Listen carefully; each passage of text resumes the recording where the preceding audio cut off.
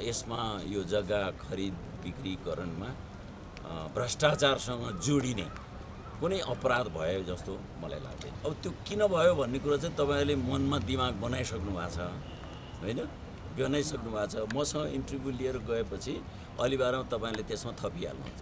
अब मलाई के लाग्छ भने यति बेला यो घटना जन्मिनु, आउँदो 28 गतेमा अख्तियार लगायतका सबै संवैधानिक निकायहरूको म्याद सिद्धिने फैसला पनि हुनु, यही छोटै अवधिमा के गर्नुपर्ने हो गरी भ्याउनुपर्ने बाध्यता भएर नै यो सब गर्दै हो कि जस्तो लाग्छ।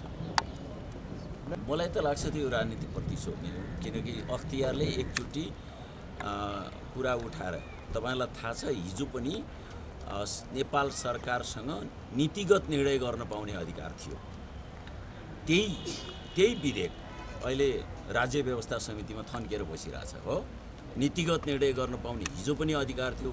त्यो नीतिगत निर्णय गर्न पाउने अधिकार चाहिँ अब क्याबिनेटलाई दिने कि नदिने भन्ने बारेमा छलफल भएर अड्किरहेको होइन। त्यसो हुनाले हिजो नीतिगत निर्णय थियो। गिरिबन्धु टी स्टेट पनि नीतिगत निर्णयमै भएको छ। धेरैवटा त्यस्ता केसहरू नीतिगत निर्णयमा भएको छन्। त्यसो हुनाले यो नीतिगत निर्णयले गरिएका कामहरूलाई अब यसै गरी भ्रष्टाचार हो भन्दै मुद्दा लगाउने हो भने मलाई लाग्छ संसदमा रहेका धेरै मान्छेहरू बिदा भने चाहिँ यस्तै हुँदो रहेछ। त्यो ढङ्गले देख्छ। हामी पर्सनल्ली कुरा होइन, पार्टी हो।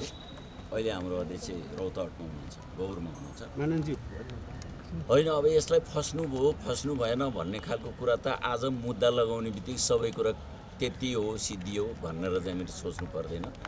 त्यसमा त त्यही अदालतले पनि प्रमाणहरू हेर्न पर्ने होला हो। हिजोको नीतिगत निर्णय भन्ने हो भने अब विगतमा भएका क्याबिनेट बैठकका निर्णयहरू सबै यो भ्रष्टाचारका जन्य केस बन्न सक्छन्। त्यस हुनाले कोही पनि प्रधानमन्त्रीहरू बत्नेवाला छैनन्। र अर्को कुरा, कुनै पनि प्रधानमन्त्री या क्याबिनेटले अब कुनै ठुलो महत्त्वपूर्ण निर्णय गर्दैन। अब जसलाई पनि मुद्दा लाउँदै हिँड्ने र ठुलो माछो यही हो भन्दै प्रचार गर्ने हो भने राज्य व्यवस्था सिद्धिन्छ। यो सङ्घीय लोकतान्त्रिक गणतन्त्रलाई समाप्त गर्ने एक थरी सडकमा उत्रिरहेका छन्, तिनैलाई नै मलमद्दत गर्ने गरी काम भइरहेको जस्तो पनि लाग्छ। ल हस्, धन्यवाद है।